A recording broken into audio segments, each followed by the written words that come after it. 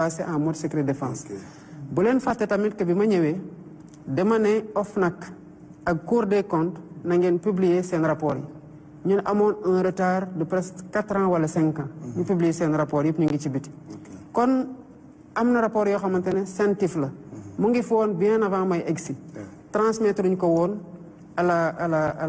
la justice. transmettre nañu ko à la justice mu ngi def liggéeyam. kon sur le plan de la bonne gouvernance et de la transparence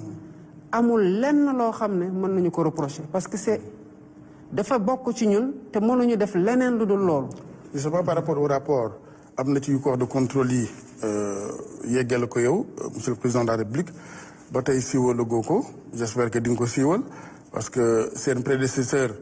doon ngeen ko toppee loolu ba mu ne am na yu ma teg sama conc j'espère que yow rapport yooyu yu IGE wala feneen doo ko teg sa conc. fii rapport bu fi ñëw am ouverture information judiciaire dem na ci fu mu war a dem. alors nu wax ci wàllu vie politique bi Moustapha ñu tàmbali ci thème boobu mooy suñu ñetteelu thème may fàttali rek na ñi ngi ànd ak son excellence le président Bassirou Diomaye Diakhar Faye ginnaaw ba mu nekkee ci boppu nguur gi ñaari at ak lu teg tey mu nam ma waxtaan ak askanu Sénégal ñu feggoo ci ak suñu ñaari nattaango El Hadj Assane Gueye ak Moustapha Diop bu Walfadjri Moustapha. waaw dañ ko bëgg a dooree ci li nga xam ne mu lañ tuddee la publication des avant-projets de loi nga xam ne semaine bii la génn Sénégalais yu bari question yi ñuy posé wu mooy yow ci sa bopp yaa annoncé woon que ni avant la fin du premier trimestre du mois de l'année 2026 publication dana am li ma bëggoon a xam mooy pourquoi retard bi ak lan ngay tontu ñi nga xam ne dañu jàpp ne loolu lépp le président de la République mooy def du dilatoire pour gagner du temps. D'abord volonté politique bu marqué moo waral ñu am tey avant projet yooyu parce que suñ ñëwoon tamit defuñu ko gëw ma ne dina doon Sénégalais yi loo xamante ne dañu koy toppe mais à partir du moment où conviction la ci ñun ma def ko sama programme sur la base de laquelle Sénégalais élire nañ ma def ay dialogue décider d'un processus inclusif processus boobu mooy dialogue sur assise sur la justice dialogue sur le système politique bu ñu jógee ci dialogue bi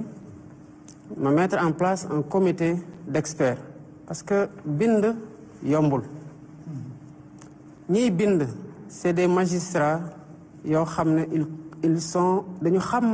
la matière électorale c'est des professeurs agrégés de droit c'est des praticiens du droit mais terewul ça ba jusqu'au dernier moment dañuy laalaat les textes rawatina nag boo bëggee def ay textes yu bari war a xool seen articulation war a xool ndax article yi jàll na parfois nga laal ko mu chamboulé yépp c'est pas facile de légiférer il faut que sénégalais yi ñuy seetaan comprendre que processus législatif pour autant de lois qui sont aussi révolutionnaires yombeewul noonu bu ñu defee comité d'experts yooyu dañoo dabuwante parce que diggante 2024 mai 2024 ak mai 2025 beneen dialogue ñëw na heureusement ba lu ñu doon waxtaanee yenn propositions yi dafa recoupé wu notamment la cour constitutionnelle notamment le processus électoral ak leneen ñu fusionner le comité d'experts mu reprendre les projets après ñu door a xool nag ça c'est le travail des techniciens lu ñu porté tamit c'est une volonté politique c'est une vision politique ñu def un comité de relecture pour xool est-ce que consensus yi dégagé wu de ces dialogues-là ont été clairement matérialisés est-ce qu'ils ne sont pas en déphasage par rapport ak vision bu ñu porté et que les Sénégalais ont positivement sanctionné le 24 mars 2024 bu ñu defee loolu ba pare dafa am loo xamante ne ñun la engagé en premier chef man le président de la République j'ai tenu personnellement à regarder les projets de loi ci bi ma koy xool entre-temps il y a eu des ajouts parce qu'ils sont en relecture permanente yenn yi il fallait que ñu waxtaane ko parce que il y a un dialogue au début il y a un dialogue en interne et il y a un dialogue à la fin buñ ci paree lay doog a siiwal avant projet yi soxlawuma ci def benn dilatoire dama bëgg que ñu am les meilleurs textes qui soient meilleurs textes yi war a nekk textes yu gën a inclusif moo tax bi ma koy siiwal dama ne texte yaa ngoog yéena ko moom def leen ko appropriation parce que la constitution Moustapha man ëpp ma la ci doole kenn mënoo génne ci constitution boobu parce que loi bu la tënk ci biir dëkk bi ci constitution boobu la tey kon ni ma ci amee wàll mën ko gis en interne noonu laa ko war a partager ak Sénégalais yi ñoom tamit ñu xool ko ku ci na andi xalaatam te ñu continuer dans l'esprit consensus et constructif bu ñu am depuis le début. Maintenant que les projets de loi sont là li am solo mooy Sénégalais yi gis nañu le contenu moo am solo Moustapha ñaata at a ngi nii ngeen doon dégg ñuy wax bulletin unique biñ koy wax ba tey est-ce que gis ngeen ñi am majorité jëmal bulletin unique ñaata at a ngi nii ñuy wax affaire fichier bi opposition bi di marche pour accéder ci fichier bi ñun ñi dañ ko ñaxtu diggante 2017 ba 2024 ba sonn léegi révision permanente ñaata at a ngi nii ay nit doon bind ba pare duñ jot seen carte d'électeur ñii dem fii ñu ne leen seen carte fee la génn loolu yëpp luy jeex la kon il y a eu des pas importants la commission nationale électorale nationale autonome ñu ngi koy remplacer avec une commission indépendante bu nar a jël les prérogatives de la direction générale des élections ñu génne ko carrément parce que li may bañ mooy les suspicions chaque élection bu doon jot di ngay dégg opposition récuser le ministre de l'intérieur parce que daf koy soupçonner mu amee ministère yoo xam te ne jotoon nañ fi def ay déclarations yoo xam ne dafay gën a réchauffer le champ politique kon ces projets ay projets yu révolutionnaire lañ par rapport ak les acquis démocratiques et sur la transparence sur le processus électoral bu leen fàtte ne que jafe-jafe yu ñu am Sénégal yépp ci at yi weesu te bu ñu doon xayma lu mu ñu coûté ci ay bakkan léegi ñu mot téeméer ci diggante 2011 2012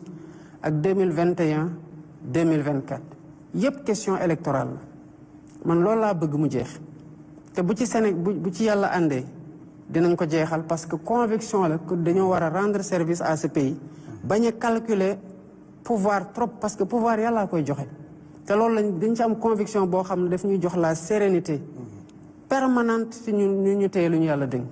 moo tax li am solo mooy projet yaa ngi fi ndax am na dilatoire ndax yàgg na effectivement boo xoolee la loi les 4 lois portant transparence dans les 4 lois sur la transparence annoncé naa ko bi app gi jotee ma xam ne war nañ ko liggéey nañ ko fu mu toll nii les lois sont votées elles sont ok yii tamit dinañ ko voter suivant le même esprit constructif bi nga xamante ne am nañu ko c'est-à-dire di yaatal concertation yi quoi. C'est nécessaire parce que lu mu gën a yaatu mu gën pour la consolidation dont vous parlez. man dama gëm dialogue ndax dañ fi fekk dialogue ba ñu ñëwee dugguñ ci politique la ñu commencé woon dégg code consensuel 92 c'était des pas importants bii nii ci code bii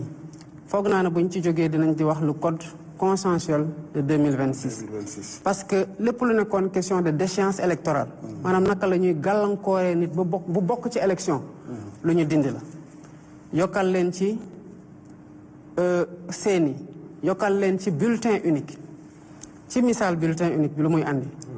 mooy achat de conscience yu doon andi problème yi ci biir bureau de vote ñu ne diwa ngi ne toog ak valisam di woon ñu pour ñu jox ko bulletin dootul amati parce que ku génnee bulletin boo xamante ne xar kanamu candidat yëpp a ci nekk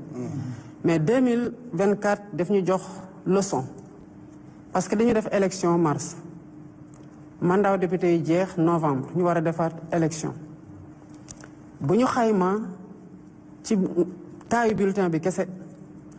ñu xam ne bu ñu defoon bulletin bu gën a ndaw par rapport ak finance publique fu ñu toll dinañu doon def une économie entre 7 et 12 milliards ñu waxtaan ak opposition ne ko dañoo bëgg ñu wàññi taayu bulletin bi def kese tête de liste chaque coalition nanguwuñu ça nous a coûté entre 7 et 12 milliards ci loo xamante ne ci économie mënoon nañ ko def kon nous perdons beaucoup sur le coût des opérations électorales te foog naa ne loolu am na fu mu xëj. yaa ngi wax ne déchéance électorale nga bëgg mu jeex fi bi ngay déposer wala bi ngay publier les avant-projets le groupe de la majorité à l'Assemblée nationale muy le groupe PASTEF ñoom ñi ngi doon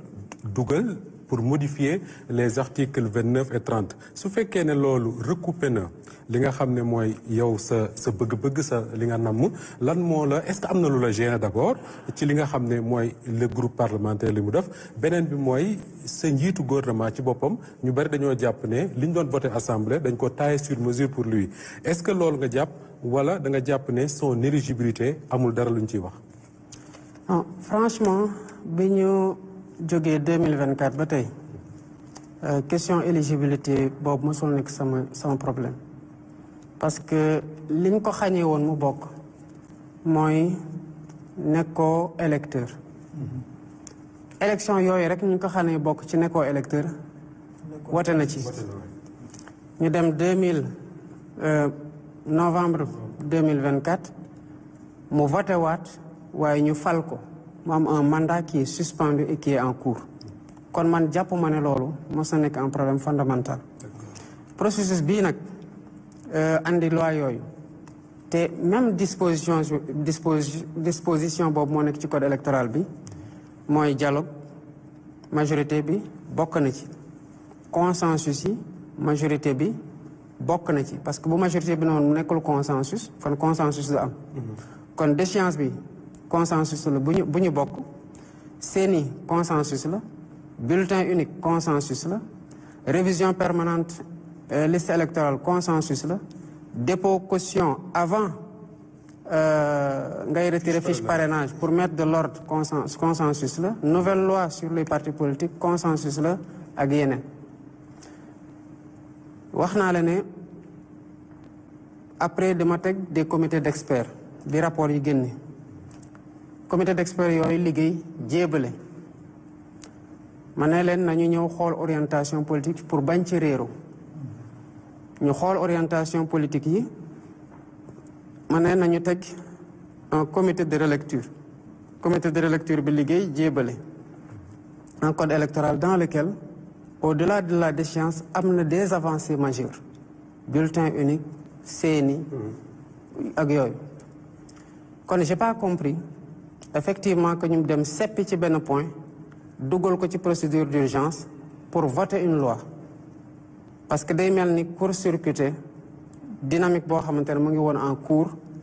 pour loo xamante ne normalement bu code bii di ñëwee ak lu mu comporté yépp ba pare comporter la même disposition boo demee ci disposition transitoire yi dina wax ne que